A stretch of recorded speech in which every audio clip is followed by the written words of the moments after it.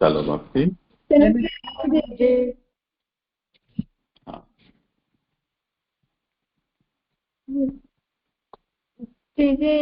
કાલના અધ્યયનમાં મને એવું સમજાયું હતું કે જે ભાવ અને નૈયાયિકોએ જે ભાવ અને અભાવ આ બે વસ્તુ પર બહુ વધારે ધ્યાન આપ્યો છે. એટલે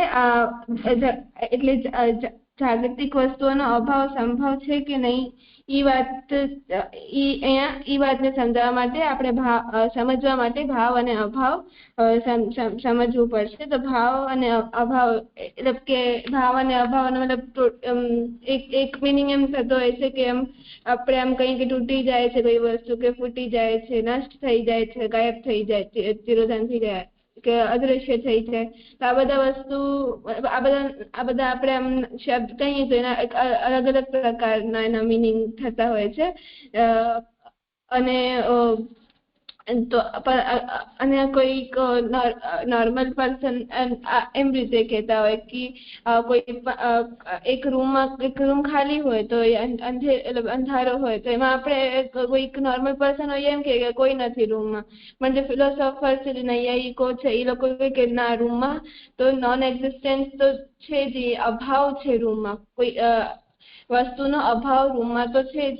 તો કોઈ વસ્તુનું હોવું અને ન હોવું તે ટાઈમ એને 4 પ્રકારમાં ડિવાઈડ કર્યો છે. એક અત્યંતા ભાવ જે દેશકૃત છે, પછી પ્રાગ ભાવ જે કાલકૃત છે, પછી પ્રધ્વંસા ભાવ જે એ પણ કાલકૃત છે, અને અન્યોન્યા ભાવ એ સ્વરૂપકૃત છે. તો આ જે આ વાત તાર્કિકોની છે, જેમણે જે આરંભવાદ છે તે સમજાવ્યું છે કે કોઈ પણ વસ્તુ પેદા થાય છે એના પહેલા એનો જે અસત હોય છે, એટલે એની એક્ઝિસ્ટન્સ હોતી નથી. જેમ કે યા તો આપણે એમ કહી શકીએ કોઈ પણ વસ્તુ પેદા થવા પહેલા એ શૂન્ય હોય છે. સૌથી પહેલા જે અત્યંતા ભાવ છે એને સમજાવવામાં આવ્યું છે કે અત્યંતા ભાવ એટલે કે એ દેશના રિલેટેડ છે. તો અત્યંતા ભાવ એટલે કે કોઈ પણ વસ્તુ નો અત્યંત અભાવ હોય, એટલે એનો એટલે ઉત્પત્તિ એટલે એકદમ સ્પેશિયલ નોન એક્ઝિસ્ટન્સ હોય. આપણે એમ કહીએ કે આ રૂમમાં કોઈ નથી, તો એ રૂમમાં કોઈ અભાવ, અત્યંત અભાવ છે, કોઈ કંઈક છે જ નહીં, એ રૂમમાં કોઈ છે જ નહીં. એ તો સ્થળ, દેશ કે સ્થળનો આપણે રિલેટેડ કહી શકીએ. પછી પ્રાગ ભાવ એટલે કે એ કાલકૃત છે, એટલે કે ટાઈમના રેફરન્સમાં આવતો. તો એને આપણે પ્રાગ ભાવમાં જે પ્રાગ પ્લસ અભાવ એવી રીતે બન્યો છે. પ્રાગ એને જોડીને પ્રાગ ભાવ બને છે. પ્રાગ એટલે કે પહેલા, તો ઉત્પત્તિ પહેલા જ રહેનારો અભાવ તે પ્રાગ ભાવ કહેવામાં આવે છે. તે કાલને પ્રી નોન એક્ઝિસ્ટન્સ, એટલે કે આપણે એમ કહીએ કે જે આપણે જે ખેતમાં બીજ વાવીએ તો જે ઘઉંનો બીજ વાવ્યો તો જે એનો છોડ છે એના ઉગવા પહેલા એનો એક્ઝિસ્ટન્સ નહોતો. આપણે જ્યાં સુધી મતલબ ખેડૂતે બીજ વાવ્યો તો એ જ્યાં સુધી જે છોડ ઉગે છે એના પહેલા એનો એક્ઝિસ્ટન્સ નથી હોતો, તો એને પ્રાગ ભાવ કહેવામાં આવે છે. પછી પ્રધ્વંસા ભાવ, પ્રધ્વંસ એટલે કે નાશ. તો નાશ એટલે કે જે પ્રાગભાવ અને પ્રધ્વંસ ભાવ બંને કાલકૃતમાં આવે છે.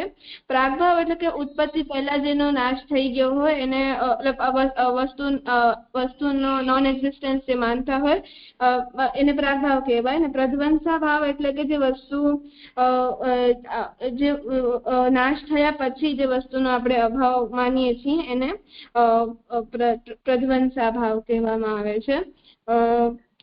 પછી અન્યોન્ય ભાવ એટલે કે જે વસ્તુ એટલે કમ્પેર કરવામાં આવે છે કે ઓબ્જેક્ટના રિલેટેડ કે સ્વરૂપ વસ્તુના રિલેટેડ, એને કમ્પેરિઝન થ્રુ જોવામાં આવ્યું છે. તો જે માટલું છે એનો એક અલગ એક્ઝિસ્ટન્સ છે, એનો અલગ અસ્તિત્વ છે ને રૂમાલ છે એનો અલગ અસ્તિત્વ છે. તો આપણે એમ ના કહી શકીએ કે એટલે માટલું ક્યારેય રૂમાલમાં બદલી ના શકાય. તો એક વસ્તુમાં બીજી વસ્તુનો અભાવ હોય છે, એને જ અનન્ય ભાવ કહેવામાં આવે છે. તો પછી એવું જોઈએ કે ભાવ તમે ઉચ્ચારમાં સાનવી અર્પણ પણ ગડબડ કરે છે, તને પણ એ જ ગડબડ થાય છે. મેં કાલે સુધરાવ્યું હતું. અન્યોન્યાભાવ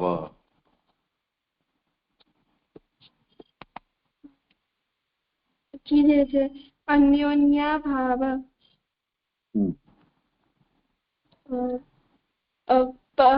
પછી જોયું તું કે આ ચારે જે અભાવ છે એને આપણે એને જગત અને બ્રહ્મના આપણે એને માનવું જોઈએ કે ન માનવું જોઈએ એના સાથે કનેક્ટેડ કરીને જોયો હતો. તો જે પહેલો છે અત્યંતા ભાવ જે દેશકૃત છે એને અગર આપણે એમ જોડીએ તો સત્કાર્યવાદ સત્કારણતાવાદ અને જગતનો અભિન્ન નિમિત્તોપાદાન બ્રહ્મ છે.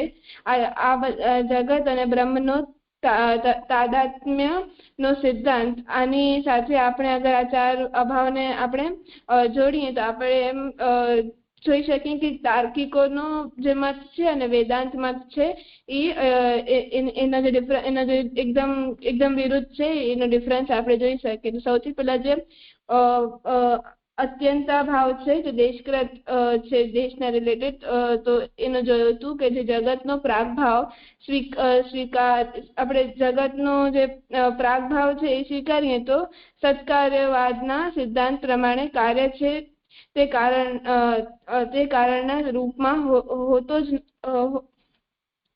જે કાર્ય છે તે કારણના રૂપમાં હોતો જ હોય છે અને તે વાત ન કહી શકીએ. તો તાર્કિકોના મત એવું કહે છે કે જે વસ્તુ છે એના ઉત્પત્તિ પહેલાનો એક્ઝિસ્ટન્સ નથી હોતો. તો સત્કારણતાવાદ તો અહીંયા જે તાર્કિકોનો જે મત છે પ્રાગભાવ અહીંયા કેન્સલ થાય છે જો અગર આપણે સત્કાર્યવાદને સ્વીકારીએ. પછી અસતમાંથી વસ્તુની ઉત્પત્તિ થાય છે એવું સ્વીકારીએ તો અસત્કારણતાવાદ ન સ્વીકારી શકીએ. તો બ્રહ્મથી જગત ઉત્પન્ન થયો છે તેને તેને આપણે નહીં સ્વીકારી શકીએ. જગત અને બ્રહ્મ વચ્ચે પ્રાગભાવ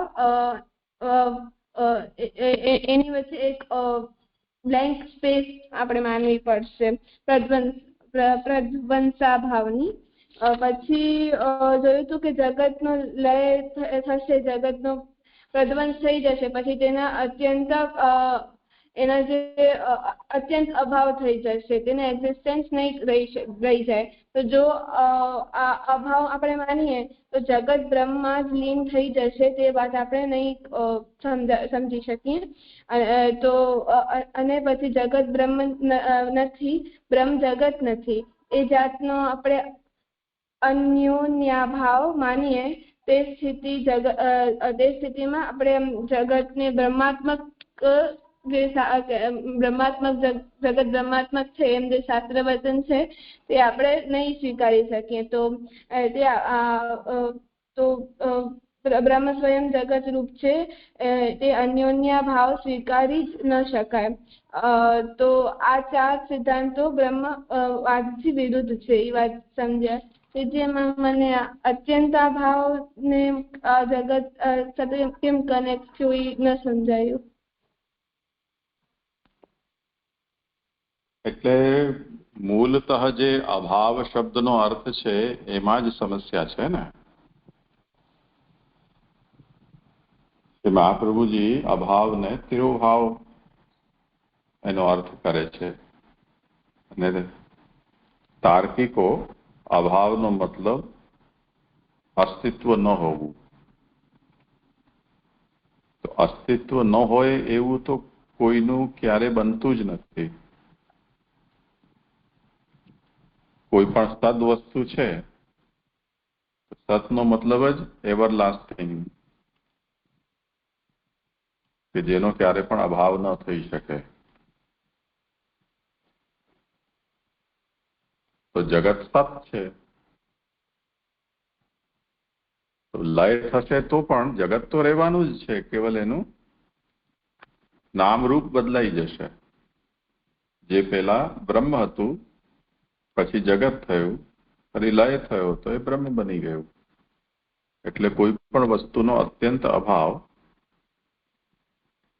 સંભવ જ નથી.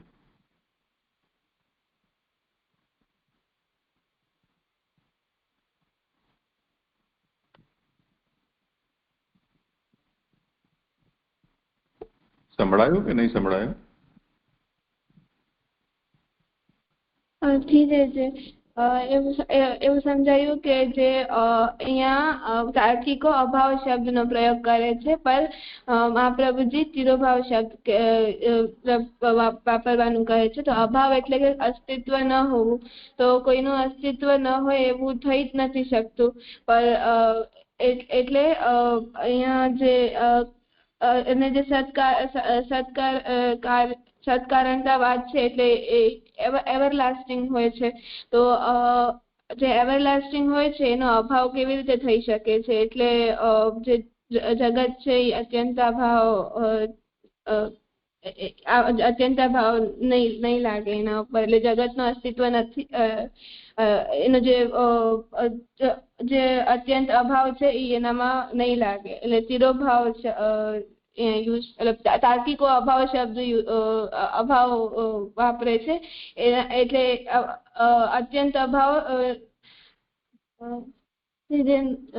થોડુંક સમજાય છે.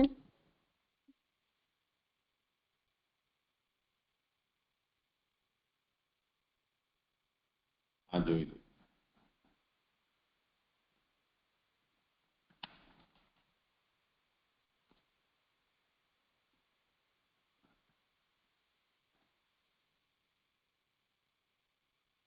તો જે અંતિમ પેરેગ્રાફમાં અભાવને સમજાવવા માટે આપેલા ઉપરોક્ત દૃષ્ટાંતો જગતમાં રહેલા પદાર્થોના છે. દૃષ્ટાંતમાં આપણે શું આપ્યું છે કે ઓરડામાં માટલું નથી, આ એક ઉદાહરણ. પછી ખેતર અને બીજમાં ઉદાહરણથી છોડનો પ્રાગભાવ. એના પછી માટલાના ઉદાહરણમાં આપણે જોયું કે પ્રધ્વંસ થઈ ગયો. પછી માટલું અને કપડું, આ બધા ઉદાહરણો જગતની અંદર રહેલા પદાર્થોના આપેલા છે. હવે ન્યાયમત અભાવ દ્વારા જ સમગ્ર જગતનું નિરૂપણ કરે છે. આ જે વસ્તુના ઉદાહરણો છે એ બધા જગતને પણ લાગુ પડે છે. તો આ ચાર અભાવને જ્યારે આપણને ન્યાયમતના અનુસાર બોલવાનું થાય તો કેવી રીતે થશે? તો સૃષ્ટિ જ્યારે નથી તે વખતે જગતનો પ્રાગભાવ હતો. પ્રલય થશે ત્યારે જગતનું અસ્તિત્વ નહીં રહી જાય, એટલે કે એનો પ્રધ્વંસાભાવ થઈ જશે. હવે જ્યારે પ્રધ્વંસ થશે તો એનો અત્યંતાભાવ પણ થવો જ રહ્યો. એના પછી જગત અને ઈશ્વર. તો ઈશ્વર જગત નથી, જગત ઈશ્વર નથી. તો જગત અને ઈશ્વરના વચ્ચે અન્યોન્યાભાવ છે. અન્યમાં અન્યનો અભાવ. જગતમાં ઈશ્વરનો અભાવ, ઈશ્વરમાં જગતનો અભાવ.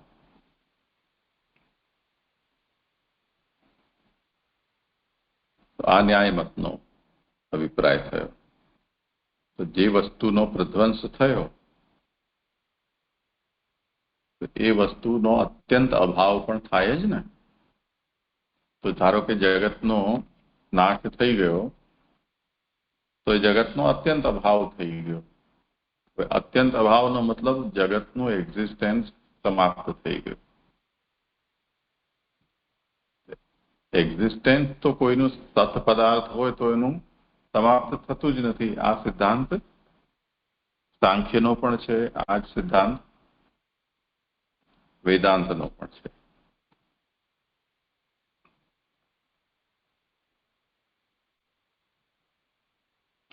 તો થાય શું છે? તો કોઈ વસ્તુનો તિરોભાવ થાય છે એમ આપણે કહીશું. એટલે માટલું ફૂટી ગયું તો માટલું ઠીકરા બની ગયું. કપડું બળી ગયું તો કપડું રાખ થઈ ગયું. તો પહેલા જેનું નામ કપડું હતું એ હવે રાખ નામથી ઓળખાશે.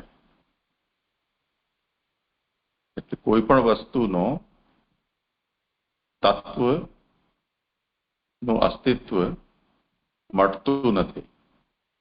તત્વ તો રહે જ છે, એના નામ રૂપ બદલતા રહે છે. એટલે કાલે આપણે એ વાત પણ જોઈ હતી કે જેમ બધી વસ્તુઓ પરમાણુથી બનેલી છે, એ પરમાણુઓ અમુક પેટર્નમાં અરેન્જ જ્યારે થાય અને એ પેટર્ન ફિક્સ થઈ જાય તો એને કંઈક નામ આપવામાં આવે કે આ સોનું છે, કે આ ચાંદી છે, કે આ હિલિયમ છે, કે આ હાઇડ્રોજન છે. છે તો અલ્ટિમેટલી એ બધા જ કોઈક ને કોઈક અણુ પરમાણુઓ છે. હવે જે અણુ પરમાણુઓ સિંગલ યુનિટમાં કોઈક સમયે હતા, એમ સમજો. જેવી રીતે માટી તો કણ છે ને બધી.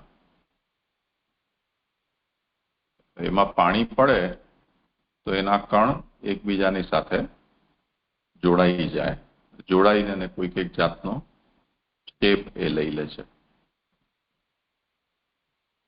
એ પરમાણુઓ જે છે, જેમ તમે ક્લેથી આપણે રમીએ છીએ, એમાં ક્લે તો એની જ હોય છે. ક્લે જેનાથી બને છે એ બધા ઝીણા ઝીણા અલગ અલગ કણો જ છે.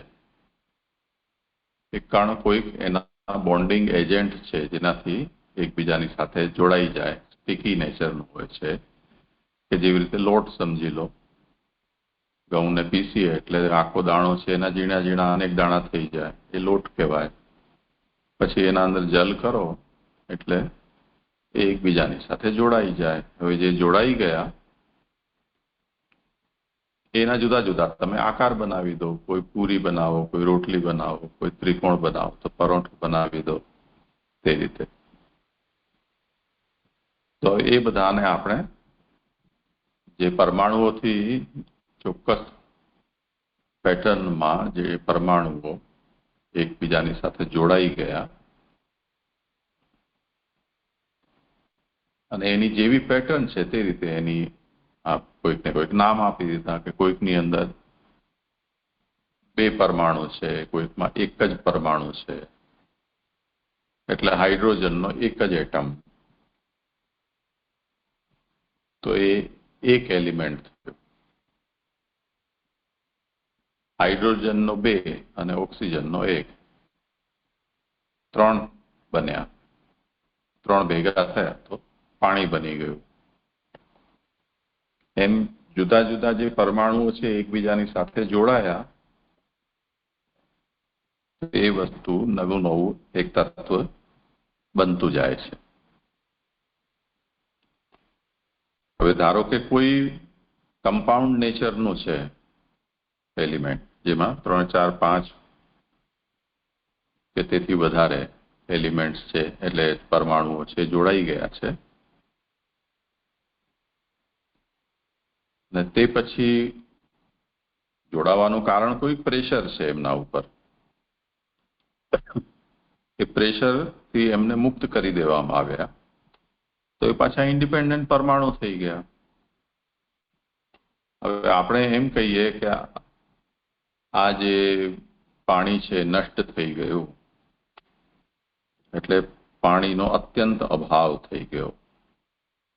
અભાવનો મતલબ કમ્પ્લીટ એબ્સેન્સ, નોન એક્ઝિસ્ટન્સ. તો એવું તો બનતું નથી ને, કેમ કે એ જ જગ્યાએ જે પાણીને એકદમ ગરમ કર્યું અને વરાળ બનીને એને વિખેરાઈ ગયું, એ જ વરાળ છે જો તમારા એકદમ રૂમ બંધ છે તો જેમ પ્રેશર કુકરની સીટી ઉપરથી નીકળી જાય અને જોરથી સીટીની વરાળ તમારા ઉપર સીલિંગમાં ચોંટી જાય, તો ત્યાં પણ પાણીના ટીપા તમને દેખાવા લાગશે. આપણે સ્ટીમ બાથ લઈએ કે નાશ લઈએ તે વખતે પણ એ જ થાય છે ને, કે પાણી વરાળથી બનીને આપણી નાકમાં જતું રહે છે કે ચહેરા ઉપર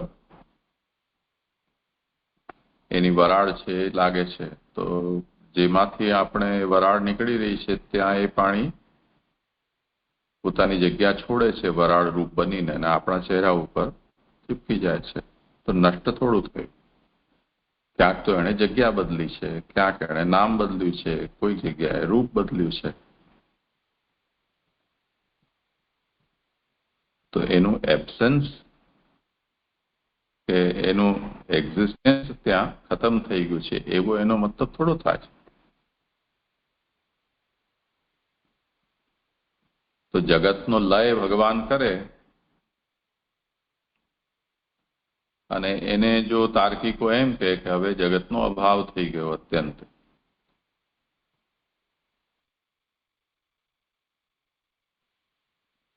તો એ જગતનો જે અત્યંત અભાવનો અર્થ એ લોકો જે એમ કહી રહ્યા છે કે હવે એનું એક્ઝિસ્ટન્સ ન રહી ગયું, એવું નથી હોતું. જે તત્વથી એ બનેલું છે એ તો તત્વ જેમનું તેમ જ છે, એમાં કોઈ ફરક પડ્યો નથી. યા તો જગ્યા બદલી છે એટલે જે બાહ્ય છે તે ભીતર જતું રહ્યું ભગવાનના, અથવા જગત જે નામથી હતું તે નામ હવે એનું બદલાઈને ને બ્રહ્મ થઈ ગયું. એનો જે આકાર હતો, રોટલી કે પૂરી કે શક્કરપારા કે પરોઠા કે એ બધો આકાર છે એ ન રહ્યો, હવે એ તત્વના આકારમાં આવી ગયું છે.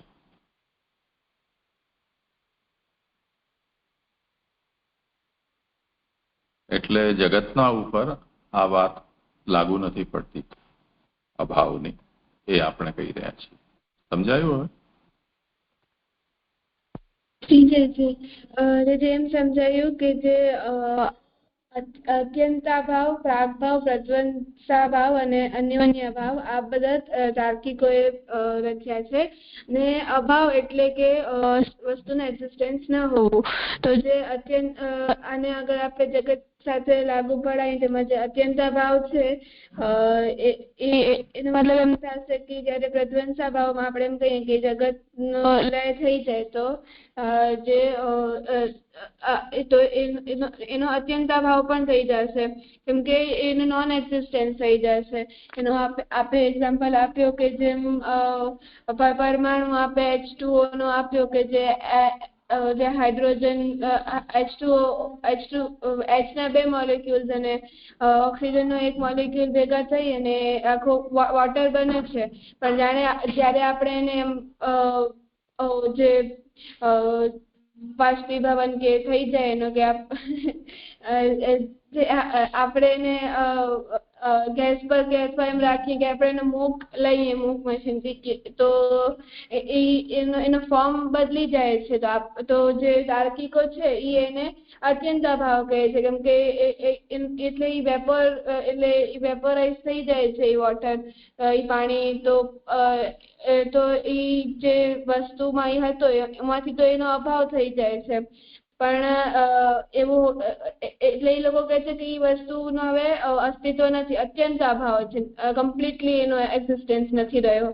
પર એવું હોતું નથી. જે વોટર છે ને અગર આપણે મૂક લેતા હોઈએ તો એ આમ આપણા મોઢા પર એમ બાફ થઈને આપણા મોઢા પર આવતો હોય છે.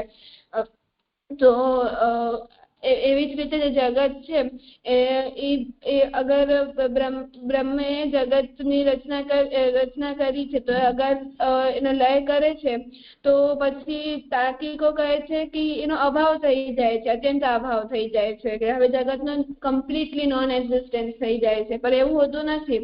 એનો ખાલી ફોર્મ, એનો ચિરોભાવ થાય છે, એનો ફોર્મ બદલે છે, એટલે કે નામ બદલી જાય છે, યા તો અને તાર્કિક સ્વરૂપમાં આવી જાય છે.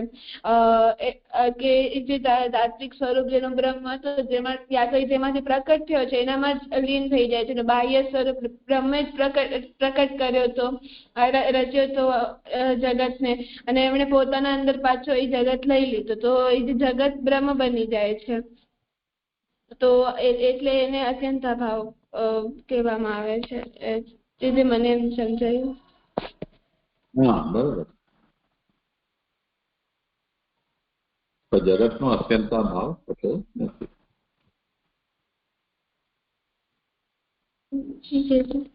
જે આગળ વાંચું.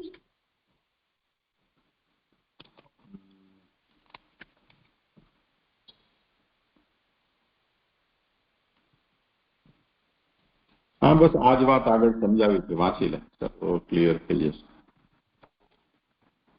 છે અભાવ નહીં પણ તિરોભાવ. ન્યાયમત દ્વારા સ્થાપિત અભાવના સિદ્ધાંતને શ્રી વલ્લભાચાર્ય સ્વીકારતા નથી, કારણ કે અવિનાશી સત્ય બ્રહ્મ પોતે જ જગત રૂપે પરિણમ્યું હોવાથી જગતનું પણ અવિનાશી સત્ય હોવું સ્વાભાવિક જ છે. હવે જગત જો સત્ય હોય તો જગત કે જાગતિક પદાર્થોનો નાશ અભાવ કેવી રીતે થઈ શકે? આથી જગતનો અભાવ જગતનો અભાવ તો થતો જ નથી, તિરોભાવ માત્ર થાય છે. તેથી આમાં મને એમ સમજાયું કે અહીંયા અત્યંતાભાવ ની વાત સમજાવવામાં આવી છે કે અત્યંતાભાવ એટલે તાર્કિકો કહે છે કે જગત નો કમ્પ્લીટલી એક્ઝિસ્ટન્સ થઈ જાય છે, પણ મહાપ્રભુજી કહે છે કે અભાવ નહીં પણ તિરોભાવ થાય છે જગતનો, કેમ કે તેનું ખાલી નામ બદલાય છે. જેમાંથી તે પ્રકટ થયો છે એનામાં લીન થઈ જાય છે. જગત કે એની જે જાગતિક પદાર્થો છે ને નાશ કે અભાવ કેવી રીતે થઈ શકે છે? કેમ કે બ્રહ્મ સત્ય છે, એટલે કે અને જે સત્કારણતાવાદથી તો એટલે અવિનાશી છે, એટલે હંમેશા એનો એક્ઝિસ્ટન્સ રહે છે. તો એ કેવી રીતે આપણે એમ કહી શકીએ કે એનો અભાવ થાય છે? એટલે આ વાત અહીંયા લાગુ નથી પડતી. આગળ કરું.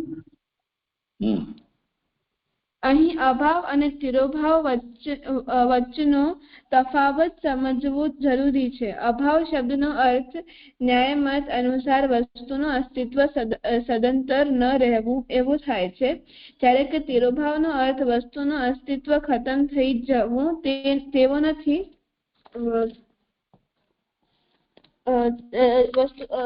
તિરોભાવનો અર્થ વસ્તુનું અસ્તિત્વ ખતમ થઈ જવો તેવો નથી થતો. તિરોભાવની વ્યાખ્યા આ પ્રમાણે આપી શકાય: અસ્તિત્વ ધરાવતી વસ્તુ જો પોતાના કાર્ય એટલે કે અર્થક્રિયાને પ્રકટ ન કરતી હોય તો, અથવા તો વિદ્યમાન હોવા છતાંય તે અનુભવાતી ન હોય તો તે વસ્તુનો તિરોભાવ થાય છે એમ સમજી લેવું.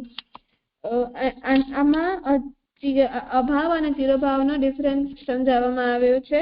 તો અભાવ ન્યાયમતમાં અભાવનો મતલબ થાય છે કે વસ્તુનો કમ્પ્લીટ જે એક્ઝિસ્ટન્સ ન હોવું, તે વસ્તુ ત્યાં નથી એવું થાય છે. પણ તિરોભાવનો મતલબ એવું નથી થતું કે વસ્તુ ખતમ થઈ જાય છે કે નષ્ટ થઈ જાય છે. તેનો મતલબ એવું થાય છે કે જે વસ્તુ છે એ હમણાં જગત છે તે હમણાં બ્રહ્મ એનો બાહ્ય સ્વરૂપ છે, પણ જયારે એનો બ્રહ્મલય કરી નાખે છે જગતનો, તો એનું નામ બદલી જાય છે. તો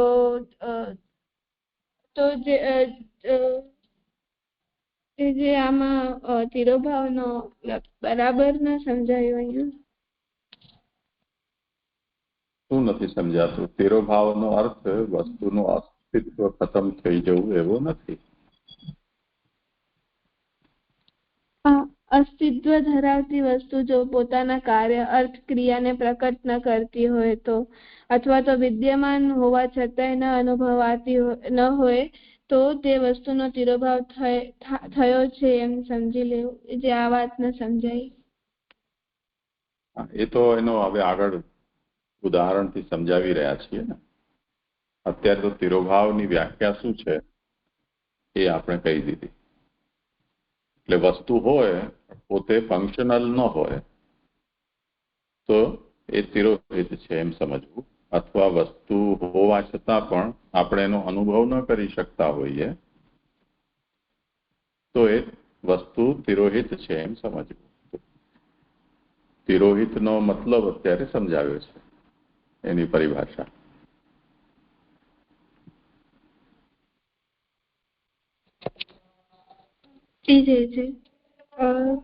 દાખલા તરીકે પાણીને લાંબા સમય સુધી ગરમ કરવામાં આવે તો એક સમય એવો આવે કે પાત્ર એકદમ કોરું થઈ જાય. ન્યાયમત કહે છે પાણીનો અભાવ એટલે કે નાશ થઈ ગયો, પાણીનું અસ્તિત્વ ન રહ્યું. વિચાર કરો, પાણીને ઉકાળવાથી શું ખરેખર તેનું અસ્તિત્વ નષ્ટ થઈ જાય છે? ના, પાણીનું અસ્તિત્વ નષ્ટ થતું નથી. તેનું વરાળમાં ફક્ત રૂપાંતરણ થઈ જાય છે. પાણી હવે વરાળના રૂપમાં પરિણમી ગયું હોય છે. જે વસ્તુ સત હોય છે તેના અસ્તિત્વનો નાશ અભાવ કદી પણ થતો નથી. આથી જ ઉપરોક્ત દૃષ્ટાંતમાં શ્રી વલ્લભાચાર્યના મતે પાણીનો અભાવ નહીં પરંતુ તિરોભાવ થતો હોય છે. વરાળ બની જવાથી નાહવા, પીવા, લાવવા, લઈ જવા, સિંચવા વગેરે પાણીના કાર્યો એટલે કે અર્થક્રિયા તથા શીતળતા, તરલતા આદિ ગુણો પણ પ્રકટ રહી જતા નથી. તે તિરોહિત થઈ જતા હોય છે કે છુપાઈ જતા હોય છે. તેથી જ પાણીને હવે પૂર્વવત જોઈ પણ શકાતું નથી. આમ પાણીનો તિરોભાવ થતો હોય છે, અભાવ નહીં. તેનું સૌથી મોટામાં મોટું પ્રમાણ એ છે કે જે ઉકળતા પાણીની વરાળને એક કોરા પાત્રમાં ભરી લેવામાં આવે અને તે પાત્રને ઠંડા વાતાવરણમાં રાખવામાં આવે અથવા તો બંધ પાત્ર ઉપર ઠંડુ પાણી રેડવામાં આવે તો પાણીને ફરીથી મેળવી શકાય છે. હવે પાણીનો જો અભાવ થતો હોય તો પાણી ફરીથી કેવી રીતે આવી શકે? આનાથી એ સાબિત થાય છે કે જે સત છે તેનો કદી પણ અભાવ કે નાશ થતો જ નથી. કપડાનું રાખ થઈ જવું, માટલાનું ઠીકરા થઈ જવું, બરફનું પાણી થઈ જવું કે પેટ્રોલનું ધુમાડો થઈ જવું જેવા સર્વજન સામાન્ય શબ્દ પ્રયોગો પણ વસ્તુનો અભાવ નહીં પણ તિરોભાવ થતો હોવાનું જ સમર્થન કરે છે. આધુનિક વિજ્ઞાન પણ એ સિદ્ધાંતમાં વિશ્વાસ ધરાવે છે કે કોઈ પણ એનર્જીનું અસ્તિત્વ ખતમ થતું નથી. આખું જગત એનર્જીથી ભરેલું છે. એનર્જીના રૂપ બદલતા રહે છે પરંતુ એનર્જીનું સ્વરૂપ એમનું એમ જ રહે છે.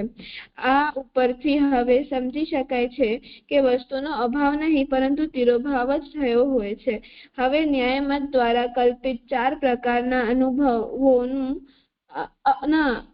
અભાવોનું નિરાકરણ વાલ્લભ સિદ્ધાંતની દ્રષ્ટિથી સમજીએ.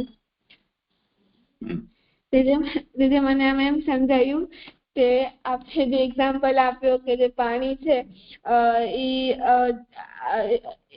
એ જે H2O છે એને અગર આપણે એને ગરમ કરવા રાખીએ તો ઇવાપોરેટ થઈ જાય, વરાળ બની જાય છે.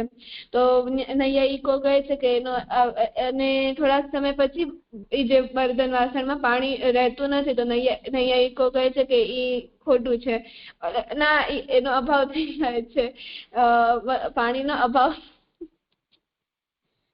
અભાવ થઈ જાય છે અને પર એવું હોતું નથી કેમ કે જે પાણી છે એનું વરાળ થઈ ગયું હોય છે. અગર આપણે એને પાછો એને ખાલી ફોર્મ બદલી જાય છે, એનું નામ બદલી જાય છે. એ તો H2O જ છે.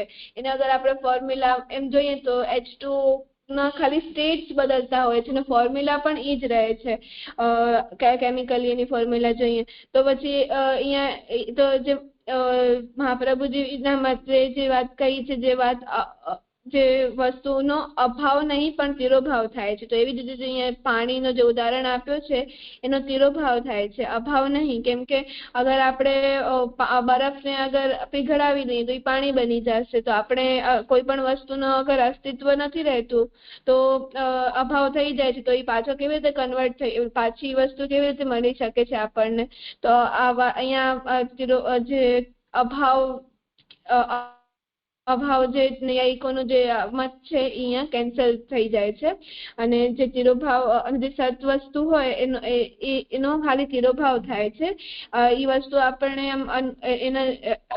એના એક્ઝામ્પલમાં એમ પણ સમજાયું કે પાણી અગર ઇવાપોરેટ થઈ જાય છે કે વેપોરાઇઝ થઈ જાય છે, બાષ્પીભવન કોઈ વરાળમાં આવી જાય છે, તો એનો જે કેરેક્ટરિસ્ટિક્સ છે એના જે એટલે એનો લિક્વિડ ફોર્મમાં હોવું કે એનો જે આપણે શીતળતા આપે છે કે એ જે પાણી પીવા માટે જેને અડવામાં આપણે અડી શકીએ તે પાણીને કે કોઈ પણ વસ્તુ ફીલ કરવા માટે કે કોઈ પણ વસ્તુમાં આપણે યુઝ કરવા માટે જે પાણી જોઈએ છીએ વોટર ફોર્મમાં લિક્વિડ ફોર્મમાં એ દેખાતું બંધ થઈ જાય છે. એટલે એનો એટલે જે લિક્વિડ ફોર્મમાં જે વોટરનો તિરોભાવ થાય છે તેનો કેરેક્ટરિસ્ટિક્સ એના જે ગુણ છે એનો પણ તિરોભાવ થઈ જાય છે. અને એ જે બીજા ફોર્મમાં છે ફોર્મ બદલાણો છે જે વરાળમાં છે એ ફોર્મમાં એને જે કેરેક્ટરિસ્ટિક્સ છે એમાં એ આવી જાય છે. એવી જ રીતે આપણે જગતનો જોવાનું, જગત છે એ જ્યારે એનો લય નથી થતું, જ્યારે લય નથી હોતું, જ્યારે હોય છે જગતના એક્ઝિસ્ટન્સ ત્યારે એ આપણે પદાર્થને આમ અડી શકીએ ને આપણે જોઈ પણ શકીએ, પણ જ્યારે લય થઈ જાય ત્યારે ખાલી બ્રહ્મ જ એક તાત્વિક સ્વરૂપ રહે છે, બ્રહ્મ જ રહે છે. તો એ જગત ત્યાં રહી નથી જતો, આપણે જોઈ નથી શકતા, પણ એનો તો એ જગતનો અભાવ નહીં પણ તિરોભાવ થાય છે. એટલે મને એમ સમજાયું. સારું કર્યું. હવે આનું જે નિરાકરણ છે એ પછી એકનું આપણે અલગ અલગ થશે એટલે થોડો સમય લેશે.